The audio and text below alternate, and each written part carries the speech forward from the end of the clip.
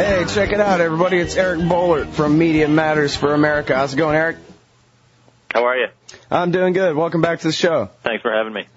Oh, it's very good to have you here. Listen, I was complaining to the audience the other day on the show about, I think it was Glenn Greenwald had a great blog entry about how none of the media will cover the New York Times story about them and about how they basically were the shills for the Pentagon for bringing in all these retired generals, quote unquote, retired, I guess, to push the Pentagon party line and just calling them experts and so forth.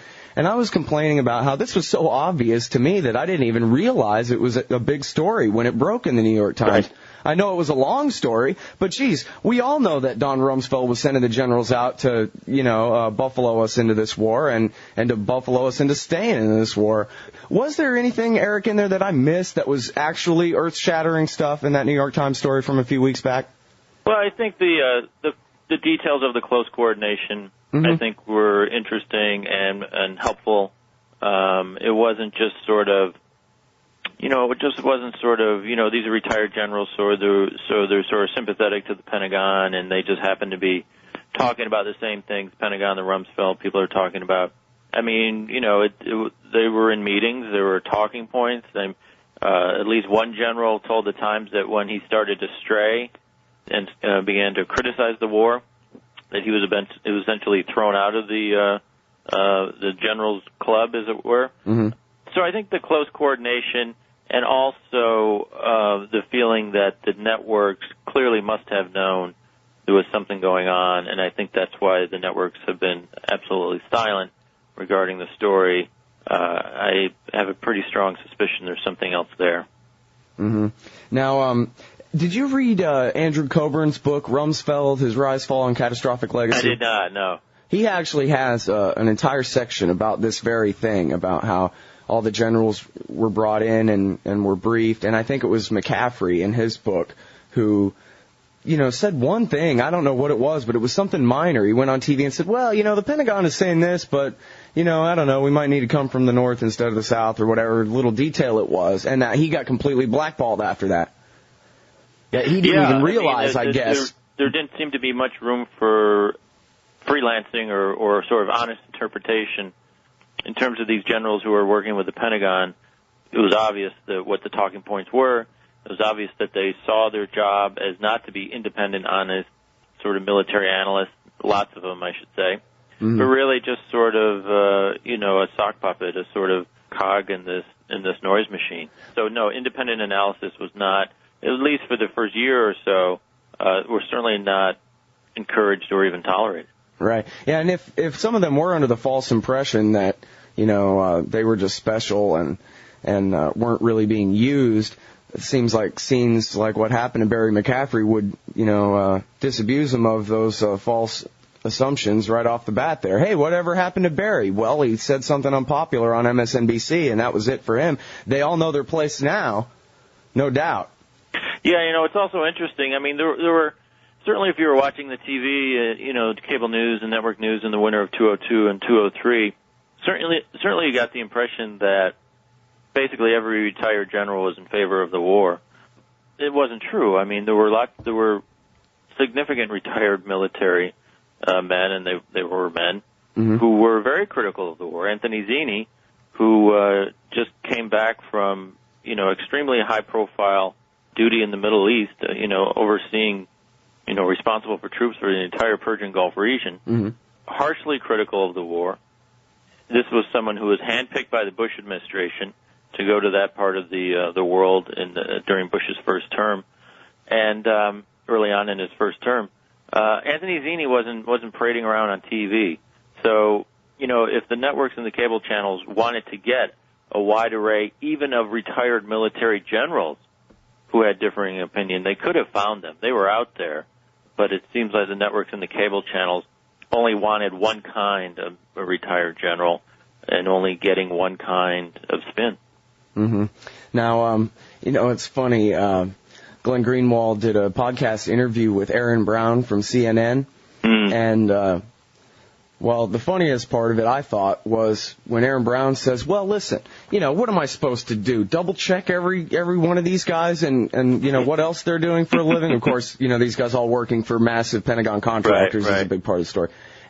And he said, listen, if the company hired them, then I have to assume that the company vetted them, and that's good enough for me. What's the big deal? Well, I mean, and Aaron, I think Aaron Brown is saying specifically what was I supposed to do, and I think he's got a legitimate. I mean, he's trying to anchor a show, and the producers and the executive producers are in charge of booking the people. I think he was saying specifically, I'm behind a desk, I'm trying to juggle 300 things. I'm not supposed to fact check these guys. I think that's a legitimate beef. But we've also sort of heard that same general explanation to be used for the entire news staff, meaning, Brian Williams at NBC hasn't reported on it on the air, but he did blog about it a couple of weeks ago. Mm-hmm. And he basically saying, well, we can't really keep track of what these people do off air. They're doing their own freelance things. And you know what? If a cable channel or a network had an independent expert on maybe 5 or 6 times, then a couple of years later someone realized, oh my gosh, this person was not independent. They had business contracts with people they were promoting. I could see a news channel would say, oh, geez, we probably should have looked into that. But as the Media Matters spreadsheet now details, we just posted today, these are people that were on NBC 3, 4, 5, 6, 700 times. Mm-hmm. I mean, this is not something that flew under the radar 5 or 6 times and, oh, geez, we should have double-checked. These were permanent parts of the staff. They were, at times, were on almost every day. We didn't know he was on the board of a major defense contract. I mean, give me a break. Yeah, well, and just imagine, if a peacenik like me was doing a show like this and all my experts were somehow making millions off the oil for food program or something. You know what I mean? Yeah. And again, it makes no sense, and there is no journalistic explanation for what's going on. And again, that's why we're getting the radio silence from the networks and the cable channels. They will not discuss it. Mm-hmm. All right, I want to play you this clip. It's a real short one. It's from War Made Easy by Norman Solomon. Mm-hmm. He got this clip of Eason Jordan, an executive at CNN. I love this one. Yeah. Well, I think it's important to have experts explain the war and to describe the military hardware, describe the tactics, talk about the strategy behind the conflict. I went to the Pentagon myself several times before the war started, met with important people there and said, for instance, at CNN, here are the generals we're thinking of retaining to advise us on the air and off about the war, and we got a big thumbs up on all of them. That was important. And so they don't even know that this is something to be embarrassed about, I guess. Well, the irony was, Eason Jordan had this great idea. Before I hire these guys, I'm going to go to the Pentagon and say, is it okay if we hire these guys? And the guys at the Pentagon must have been laughing their asses off, not because Eason Jordan didn't even know that the Pentagon had prepped all these guys and sent them over there. Right. And so Eason Jordan says, "Are these people okay?" And the Pentagon probably laughed and said, "Oh yeah, Eason, these guys are great. Don't worry." Yeah. Well, and this is the vetting that Aaron Brown is talking about. Must be good enough, right? Well, again, Aaron Brown. I think he probably thought there were probably actual professionals running CNN at the time. But again, even though it's only been 5 years, it is hard to it is sort of hard to remember the absolute patriotic military fervor that was in the air, January and February of 2003, and it made news people do really dumb things for months and months on end, and the Eason Jordan was just, one of many.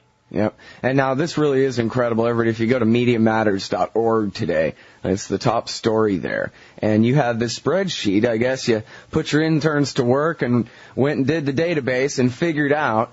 Tell us about who these guys are and just these incredible numbers. You mentioned 700 and something appearances by one of these generals. The names probably aren't familiar, but if we saw their, we all, their faces would be automatically familiar. David Grange at CNN and Donald Shepard and James Marks, and these are all the retired generals. And, we break it down in terms of how many times they actually appeared on each channel. And, when you add it all up, the New York Times piece was great, and it was really good reporting. This really breaks it down. I mean, this really tells you person by person, channel by channel, how many times they're on. It just does give, the total impression of how widespread this propaganda initiative was. And, almost by definition, that's what propaganda is. It's only really successful if it's a blanket effort. And this was a blanket effort by the Pentagon, and most importantly, by the willing partners on all the news channels. Mm-hmm. I like that phrase, a blanket effort. You mean just drown out everybody else. All the Scott Hortons and Eric Boehlerts in the world can yell at the top of their lungs, but they're never going to be able to rise above this level. Those people were essentially banned. Again, if you go to back January, February, CNN had no interest in having articulate anti-war critics on the air. Mm-hmm. They just weren't, and they didn't exist. And so that was one thing. I mean, that was a decision the news executives made. And so here's how lopsided it was. On the one hand, articulate war critics were essentially written off, which gave the whole playing field to the pro-war pundits. So that's lopsided, right? But then you have the Pentagon with this multi-million-dollar, wildly sophisticated propaganda program with the generals. So, I mean, just picture the scales. I mean, one scale is on the ground, and the other scale is popping up through the roof. I mean, that was the media landscape. Yeah. And, there's this unwritten rule, or maybe it's written down somewhere now, that you're just never, ever supposed to bring up the Nazis in comparison, because it's always just the ultimate, argument ad absurdum or whatever it is. But the thing is, this really puts Goebbels to shame, right? I mean, I'm not comparing, the body count from the war or anything like that, but simply in terms of propaganda and our government's ability to BS us into believing what they want. I mean, these guys really make the Nazis look like rank amateurs, don't they?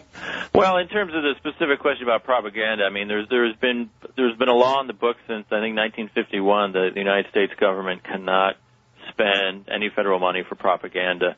And historically, that had been seen as sort of prepackaged news, sort of fake news. But I think this initiative with the Pentagon certainly opens the question of what exactly is propaganda, and if something like having these people go out under false pretense of being independent and essentially spreading Pentagon talking points. Hopefully there will be congressional hearings, and that'll be one of the questions addressed, is does this possibly fall under the long-standing prohibition of government propaganda? Yeah, the legal definition.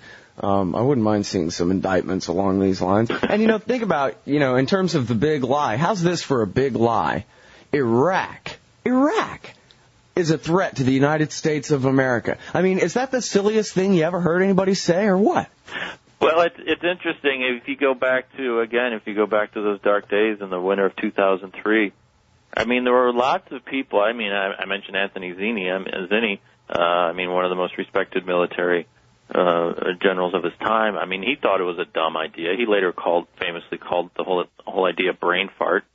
But I remember I was working for Salon at the time, and I was writing lots of articles. I was interviewing lots of experts, and people I was talking to thought it was a really dumb idea. And I wasn't just trying to find people to say that. I mean, I was talking to diplomats and nuclear proliferation experts and things like that. And so if they could figure it out, if I could figure it out, if you could figure it out, why couldn't, all these generals and why couldn't all the pundits? And of course the answer is there were other pressures at play, and the media was scared to death of opposing this war, and now we're still seeing the damage being done. This Pentagon propaganda program is just the latest example. Yeah. When I was a kid, I learned about groupthink, and I guess the big example then was the Bay of Pigs, where basically everybody in the room says, yeah, it's a good idea, let's go ahead and do it. And even though it's a really bad idea, the fact that we all agree that it's a good one means that it is, so we go ahead. And I was reminded of that. I was reading this thing by Jim Loeb about Doug Feith and Paul Wolfowitz getting completely called out in public for some of their, asinine statements about how, if we just hadn't called the occupation an occupation, it would have been fine to stay there forever, and that kind of thing. And then one of the things that they said was nobody in government that they ever heard of even imagined that a tactic for the Iraqis might be to basically fall back. What are they going to do? Hold their state up, fall back, and then fight a guerrilla war, an urban warfare, terrorist tactics, or insurgent tactics. Nobody predicted that, and of course, Actually, they did. The CIA and the State Department did. But, in 2002, I was sitting here in the Chaos Garage with just, local cranks in town saying, how's this thing supposed to work out? And my buddy Ed said, well, this is what's going to happen. They're going to race the armor toward Baghdad. The government's going to fall, but then the fight is going to last years of urban warfare and insurgency, and they're never going to be able to occupy that place. It's going to be an absolute disaster. I mean, we're talking about people with no credentials at all, months and months and months before the war even started. Yeah, it didn't seem like that. It didn't seem like it took a scientist to figure out what was going to happen, or at least raise questions about it. But the point you made about no one even thinking that there might be insurgency, I mean, that just really indicates what an insular world they were dealing with. And again, you bring it back to the press. The press did an awful job trying to expand that insular world because basically they were just having the same debate that the White House and the Pentagon wanted the press to have. And again, it goes back to not having, really banning essentially, pro-war critics from that debate. It was a one-way debate. Yeah. Well, and one of the arguments that they make to excuse themselves now, and I think this was something that Aaron Brown had mentioned to Glenn Greenwald, was that, we weren't really interviewing these guys about whether or not we should have a war. We were interviewing them about, tactics and strategy and which direction are we going to invade from if we do and that kind of thing. And I guess that sort of ignores all the subtext. Even if that's the main thrust of the interview of a general, there's still going to be all kinds of little talking points dropped throughout that basically make it seem inevitable. If any of these retired generals thought it was a bad idea, the viewer would have picked that up almost immediately. Right. So as Aaron Brown what he's really saying is, we had a working assumption there would be a war. But the question is, how did you get to that working assumption? I mean, did you come to that in February of 2003, January, December 2002? And when you came to that working assumption there would be a war, when did the debate actually take place of would there be a war? I seem to have missed it, and then a lot of other people missed it too. All right, now, so when I'm looking at this list of these retired generals and all their hundreds and thousands, I guess, of media appearances here, what sort of military-industrial complex firms were these men working for at the time? I mean, if you don't know specific names to specific boards of directors, that's all right. But just in general, who are these guys now that they're no longer generals in the Pentagon? They're on a lot of board of directors, all the big defense contractors, Raytheon, Boeing, things like that. This is where a lot of them end up, certainly if you get to the 3-4-star general territory. So a lot of them had working contacts with military contractors who, A, were certainly going to profit from a war and were certainly going to profit from, ironically, a long war where they need to sort of re-up the troops. B, the generals were being treated to sort of inside access to Iraq, courtesy of the Pentagon, which they could then parlay into landing new clients by showing how they had inside access to the Pentagon, how they were getting special treatment in the green zone.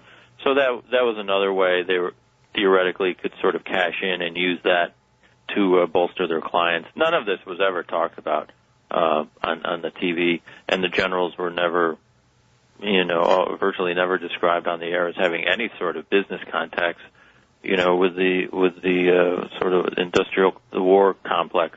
So that was just sort of another part of the hidden propaganda that was going on. And a couple of them, Glenn Greenwald pointed out a couple of weeks ago, the two main generals for NBC, again, these were their independent military analysts.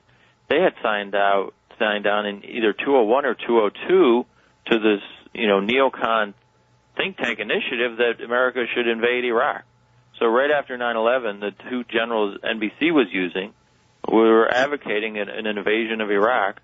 But again, when they appeared time after time on MSNBC and NBC, viewers were never told that these guys wanted to invade Iraq years ago, and that they were not really independent, and that they have been cheerleading this for years. All right, if you have a little bit more time, I want to ask you a bit about this book.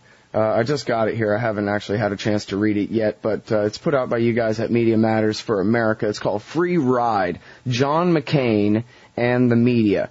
And I have to tell you, Eric, I've noticed that John McCain is wrong about everything, and I'm starting to think that he's actually really dumb on the level of George Bush, that here, after years and years of war, he can't even begin to tell the different factions apart in Iraq, for example. And yet, TV continues to call this guy a foreign policy expert. That's the biggest and best credential that he has, is that he knows everything about who the U.S. government ought to be killing overseas at any given time. And I just wonder if you can, help me understand why it is that the reporters love this guy so much.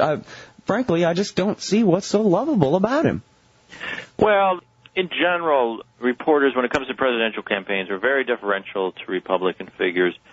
They, in particular in the last few cycles, with Bush in 2000, 2004, and now McCain, they really admire what they see as sort of this man's man approach with McCain. And by contrast, they constantly ridicule Democratic candidates as sort of being effeminate and out of touch.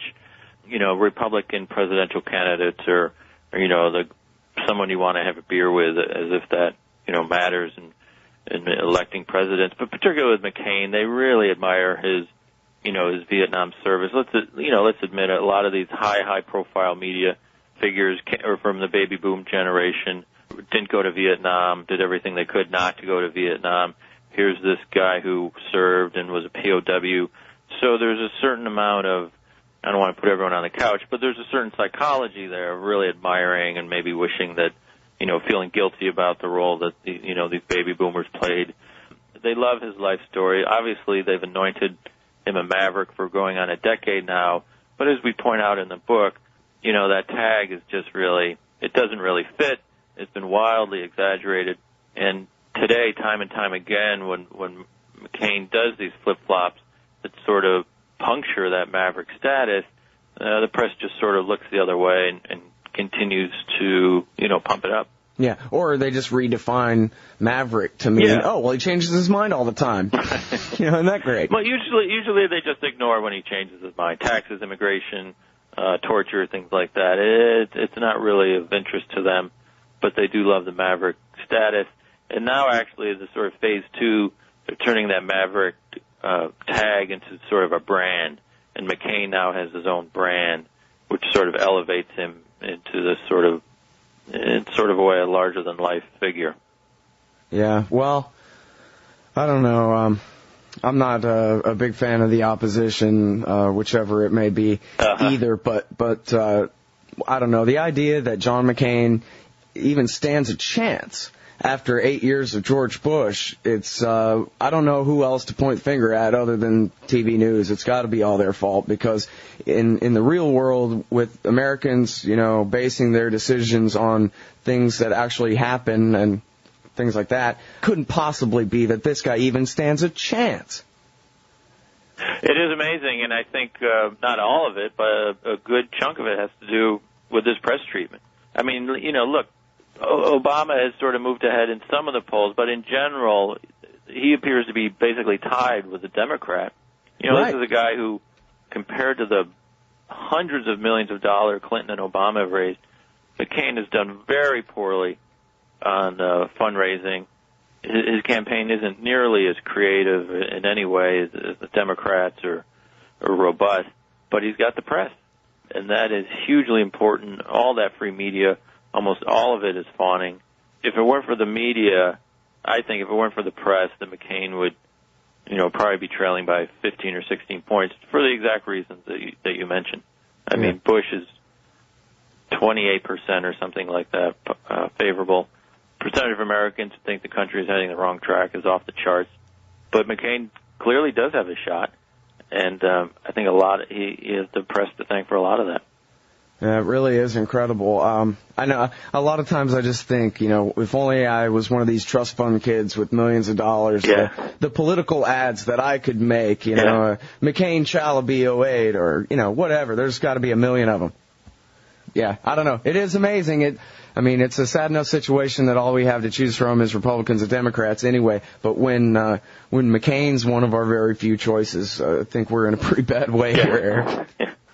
All right. Hey, listen, I really appreciate your time on the show today. Okay, I'll talk to you soon. All right. Everybody, that's Eric Boehlert from Media Matters for America. And check out the book. It's Free Ride, John McCain and the Media by David Brock and Paul Waldman. And check out the website, MediaMatters.org. We'll be back on Anti-War Radio right after this.